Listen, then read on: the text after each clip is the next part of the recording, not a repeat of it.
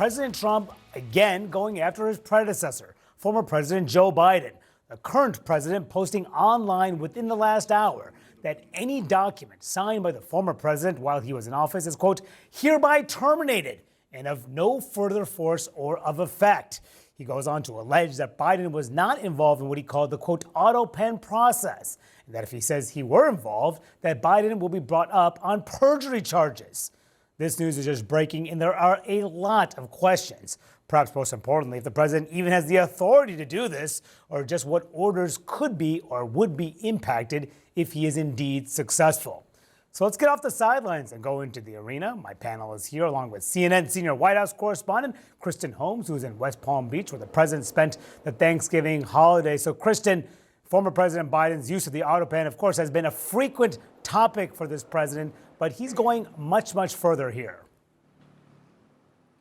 Yeah, and Manu, look, there are a lot of questions here, as you noted. I mean, there's legalities involved, and talking about what this would even apply to. I mean, Trump in this Truth Social post says that it's 92% of things that Biden signed to use the auto pen. It's unclear where he got that percentage. And again, the legality of all of this, can he just undo what Biden did? I would assume the answer is no, but of course, we're still talking to lawyers to figure out what exactly is, if anything, possible here. Now, as you've noted, President Trump has been fixated on this idea of Biden using the auto pen to the point where he actually changed his portrait, Biden's portrait in his presidential walk of fame, to an auto pen there. And he has said, both privately and publicly, that he believes that this auto pen is going to be the biggest scandal that the country has seen. Now, a couple of things. You talk a little bit about what happens if Biden pushes back and says he was part of the process. He'll get charged with perjury. That's what Trump says in this Truth Social. Well, we know Biden has already pushed back on this idea. He has said that everything that and all the use of the auto pen was completely above board, that he knew everything that was going on while he was president. It wasn't the people around him. He was making the decisions, even if they were using the auto pen. So what exactly does that mean for this so-called perjury charge, and what happens next there? And the other part of this, of course, being that President Trump has called for an investigation already into Biden's use of the auto pen, and at one point essentially said that anything that he signed should be null and void. Again, as you noted, this is taking it a huge step further, saying that it is null and void and that everything is going to be reversed.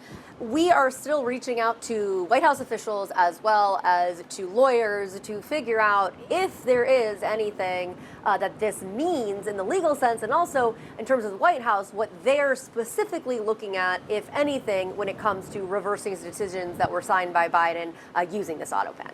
Yeah, a lot of questions. If you get any of those answers, we'll bring you right back up. Kristen Holmes live for us, traveling with the president. Thank you so much. And my panel is here in the arena, including CNN political analyst and investigative reporter for the New York Times, David Fahrenthold, contributing columnist at the Boston Globe, Eugene Scott, CNN political commentator Xochitl Hinojosa, and Republican strategist Malik Abdul. We're also joined by Donald Trump's former attorney, Bill Brennan, who's live with us as well. Bill, thank you so much for joining us, too. I want to start with you and about whether Trump even has the authority to do this. He's saying he can do this. Can he actually do this legally?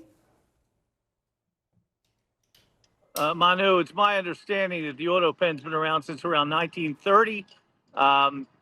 2011, President Barack Obama first used it in a high-value document. It was 3 sections of the Patriot Act that he wanted extended by Congress. Unfortunately, he was in France at the time. He used it. It was valid.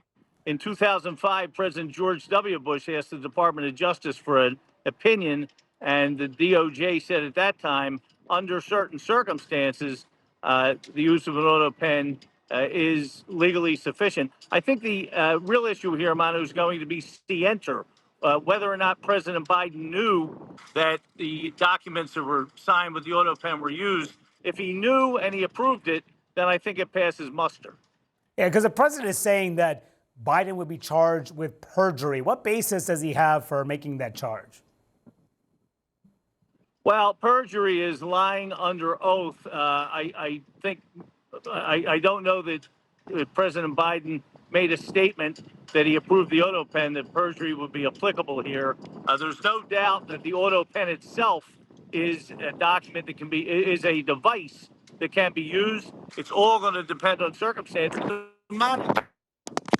Oh, Bill, I think we lost Bill's feed there. He might have fallen there on the ground, but we'll bring him right back because he's got some good analysis here. Sochi, I'm going to start with you because you have worked at the DOJ before. Yeah. This is what Bill was referring to. There was a 2005 legal opinion from George W. Bush's Office of Legal Counsel within the Justice Department. He says, we emphasize that we are not suggesting that the president may delegate the decision to approve and sign a bill, only that having made this decision, he may direct a subordinate to affix the president's signature to the bill. Basically saying, auto pen, A-OK. And we've seen Obama do it. We saw Trump do it. Trump does it. Biden do it.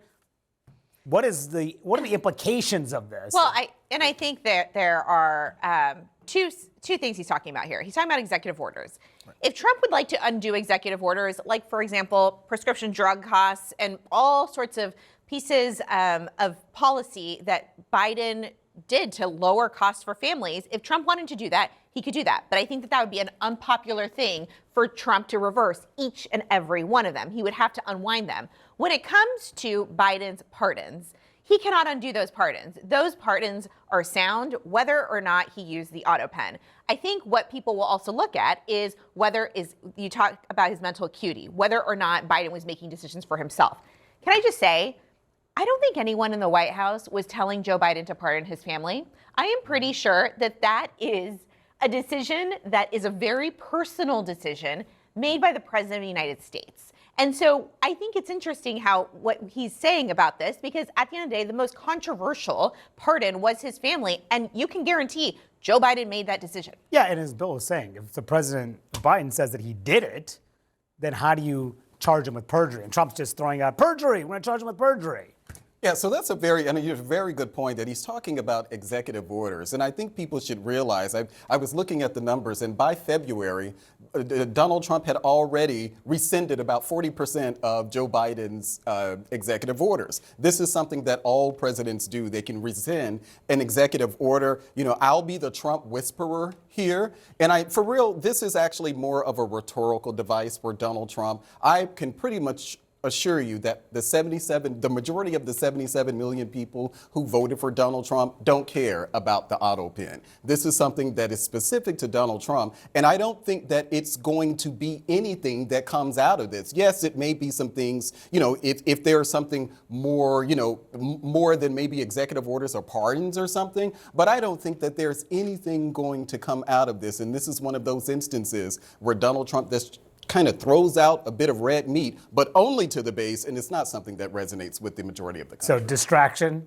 tactic? I was definitely going to say, you've heard us say repeatedly that every accusation is something rooted in what perhaps is happening with the president himself. There's been quite a bit of reporting this week suggesting that President Trump does not work as much or as hard as he would like people to think. And so he's pivoting and saying, you know what, Biden works even less. And so that's where we are right now. That's the talking point. We know that what happened yesterday, unfortunately, sent him on a spiral, and he's thinking about immigration and now these other issues that he blames Biden for. And this is where he is right now. And the week's not even over yet. Yeah, and Trump has been obsessed about some of these pardons that came late in the Joe Biden presidency. This is what he said when he was doing that famous event. Every year, the president pardons the turkeys. He said this, taking a swipe at Joe Biden. Sleepy Joe Biden, he used an auto pen last year for the turkeys pardon. So I have the official duty to determine, and I have determined that last year's turkey pardons are totally invalid, as are the pardons of about every other person that was pardoned other than where's Hunter? No, Hunter's was good. I mean, what happens now if Trump is indeed saying he's going to pull those pardons back? And then are they going to go and charge the Biden family? So here's what's interesting to me. The beginning of this term, this Trump term, what stood out from the last term was that when Trump said something actually happened behind it. The administration would come along and make that into law. Even weird things like we're going to call it the Gulf of America. Remember the effort they put in to make sure people said Gulf of America. What we're seeing now is a return to what happened in the first term, which is like you can just ignore a lot of what Trump said. A lot of what Trump says, it's even things that sound like they have the force of law, that even say, like this has the force of law, his administration sort of ignores, life just goes on without it. I think that's what we're starting to see more of that he says things that sound very official, but there's no follow-up. Nobody comes along behind him. He's exceeded the capacity of his administration or the interest of his administration to actually follow up on what he says.